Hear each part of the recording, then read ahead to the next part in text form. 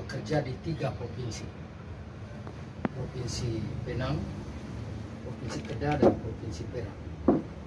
Dan hampir semua provinsi ini ada warga kita dari Indonesia. Kalau di Penang itu banyak dari Medan. Tapi kalau Kedah dan Perak itu mayoritas masyarakat pekerja itu dari timur. Jumlah mereka cukup signifikan, cukup besar. Kemarin saya misa Natal itu saja hampir kurang lebih 4.000 di Setiawan saja. Itu belum di Kampar, belum di Teluk Intan, belum di daerah yang kita tidak bisa jangkau. Konsentrasi pekerja migran yang terbanyak itu di Perak. Perak. Semua mereka tuh direkrut dari hubungan keluarga. Kalau kita mau tanya bagaimana sampai kamu datang di sini, mereka direkrut oleh keluarga. Makanya satu kawasan itu bisa satu keluarga sendiri yang kerja di sini. Biasa libur bawa kembali. Bawa lagi ya seperti itu. Jadi sulit sekali juga untuk kita membendung. Cucunya, ponakannya. Dan hampir semua mereka itu ilegal. Lalu kami tanya soal bagaimana kamu direkrut ini, nanti kamu punya upahnya lari ke perekrut atau tidak. Mereka bilang ini karena kami keluarga jadi mereka tidak minta. Tapi apa itu betul atau tidak kita tidak tahu. Masalah selain tidak punya paspor sebagai dokumen formil, hal yang paling mendasar yang harus dia miliki yakni KTP juga tidak ada. Sehingga di sana itu Pastor Proki di keuskupan itu meminta supaya kalau tidak ada KTP paling kurang ada surat permandian. Surat permandian untuk membantu gereja memberikan mereka support atau bantuan kalau ada kesusahan kesehatan kah, pokoknya macam-macam kesulitan itu gereja di sana bisa turun tangan. Itu luar biasanya gereja di sana. Mereka sangat peka dan sangat peduli untuk menolong kita. Sehingga satu kadang-kala merasa malu kita punya orang pergi dengan dokumen tidak jelas, tapi mereka tuh full time perhatian. Kalau ditangkap di mana-mana pasti yang hadir pertama itu Komisi Migran Uskup. Luar biasa. Uskupnya itu peduli sekali. Sangat. Mereka punya anggaran besar. Kami yang pergi dibiayai pihak. Lalu kita tanya mereka kenapa kamu tidak mau ingin punya paspor. Ini variasi jawab, Ustaz. Supaya kalau mereka tidak puas di satu tempat pekerjaan mereka gampang pindah. Lalu saya nantang mereka, kamu punya prinsip itu terlalu konyol. Kalau kamu dirugikan soal upah, gimana kamu mau klaim? Karena kamu tidak punya paspor. Di situ mereka kandas. Karena kau tidak punya paspor, lalu ini majikan perlakukan kau tidak adil. Bagaimana kau mau protes? Karena dia akan jadi ini masalahnya jadi taruh untuk dilapor kau ke polisi untuk tangkap kau. Jadi kompleks masalahnya. Jadi itu sebenarnya eksploitasinya ada di sini.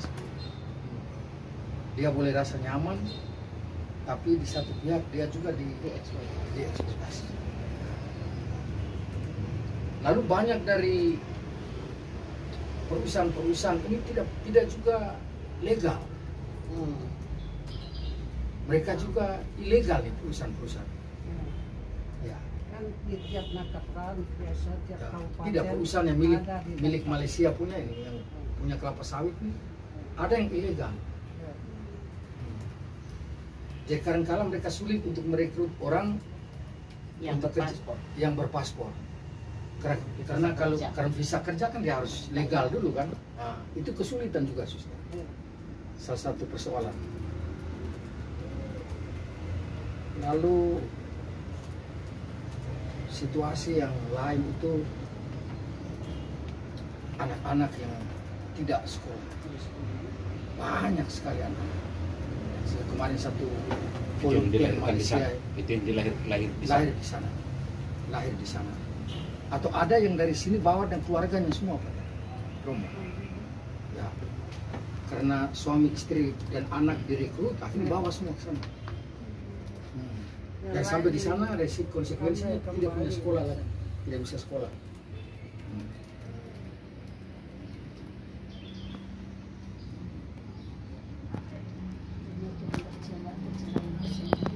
Oh itu luar biasa besar. Perceraian dan perselingkuhan itu, dia ada istri di sini, sampai di sana dia kenal baru, hidup lagi bersama dengan dia.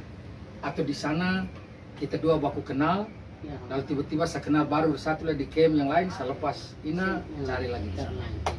Jadi itu jadi konflik itu kompleks sekali.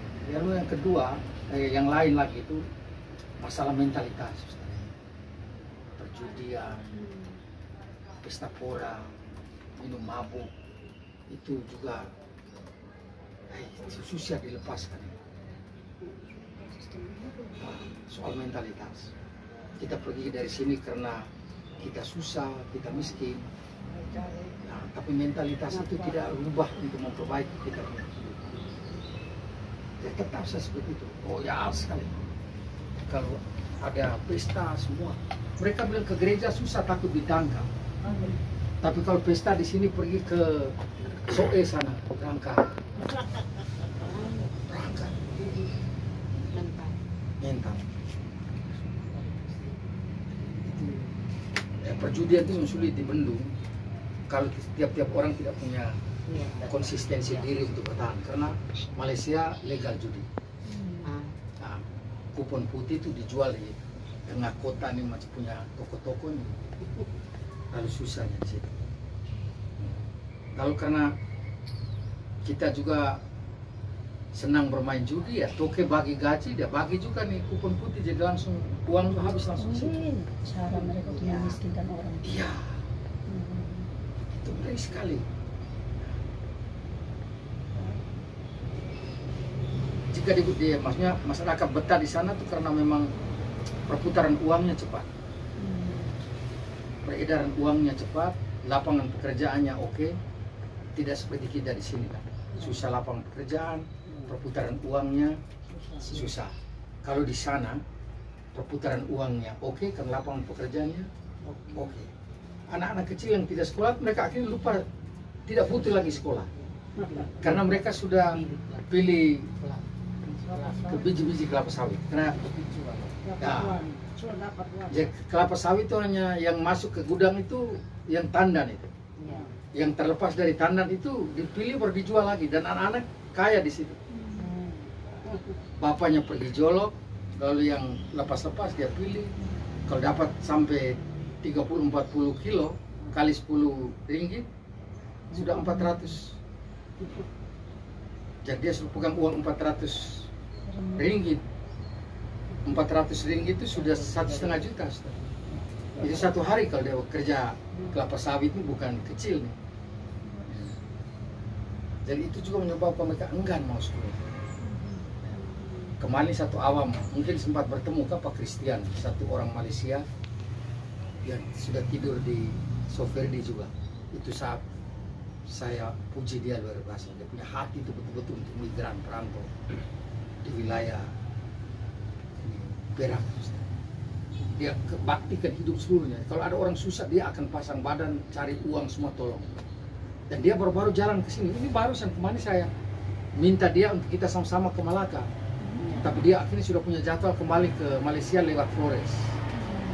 Jadi dia datang ke sini tuh punya misi pertama itu kontak komunitas-komunitas religius, suster-suster yang bisa menerima anak dari sana untuk sekolah.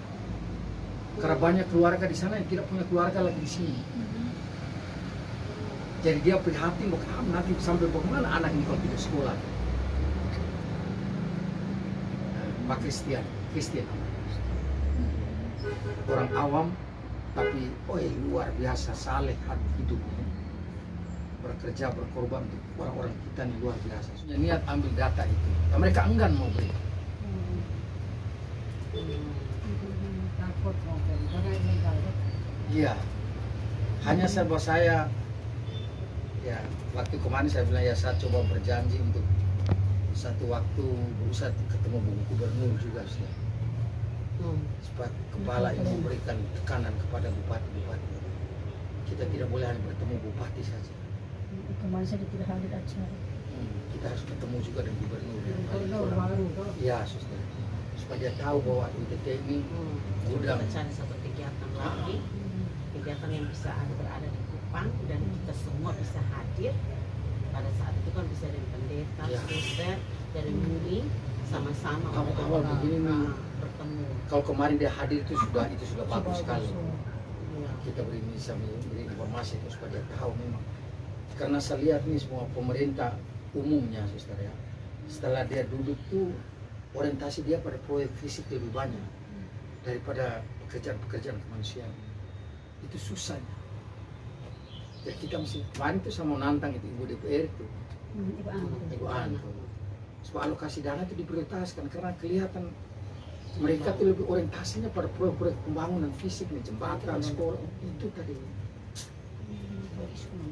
Susah memang. Tantangan terbesar para migran di Malaysia itu apa? Tantangan kenyamanan tadi. Karena tidak punya dokumen, dan mereka menjadi tidak nyaman, terkejar-kejar gitu. Selalu merasa kerja, tapi pikirannya selalu tidak Nyaman. fokus. Ketakut tiba-tiba datang. Nah, seperti itu. Terus Pater penjalan keluar untuk mereka? Kebetulan bertemu mereka, Pater beri anjuran apa untuk keluar dari tantangan itu? Urus paspor.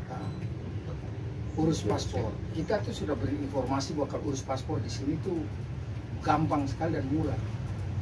Tapi itu yang mereka tidak mau buat tadi. Mereka lebih percaya pada keluarga yang merekrut mereka dengan jalan ilegal. Mereka sudah tahu jalan tikus semua di sana. Jalan-jalan untuk masuk ilegal tuh mereka sudah tahu. Ada yang sharing pengalaman yang ngeri sekali. Ada yang tunggu sampai air laut surut baru mereka lewat laut supaya bisa bebas. Karena kalau lewat ini speedboat pas polisi patroli, habis sudah mereka. Jadi salah satu yang nyaman yang bisa meloloskan mereka secara ilegal tadi air laut surut. Baca jam kapan air laut surut, berapa jam, kesempatan itulah mereka keluar dari situ atau masuk dari situ. Keluar ke Indonesia atau masuk ke Malaysia. Terus kira-kira apa anjuran praktis Pater untuk pemerintah kita di sini yang ada di timur ini dalam kaitan dengan kenyataan yang Pater alami? Mungkin ada anjuran untuk pemerintah di sini? Pater, saya punya anjuran untuk pemerintah itu ya aktifkan gugus tugas supaya mereka itu turut mensosialisasikan, membangun kesadaran masyarakat akan resiko dari pekerjaan-pekerjaan yang ilegal. Termasuk gereja juga? Ya, termasuk gereja. Kemarin saya waktu berdialog dengan Bapak Uskup kan saya sampaikan poin ini. Kita gereja ini kan punya basis pastoralnya sampai di akar rumput atau KBG kan.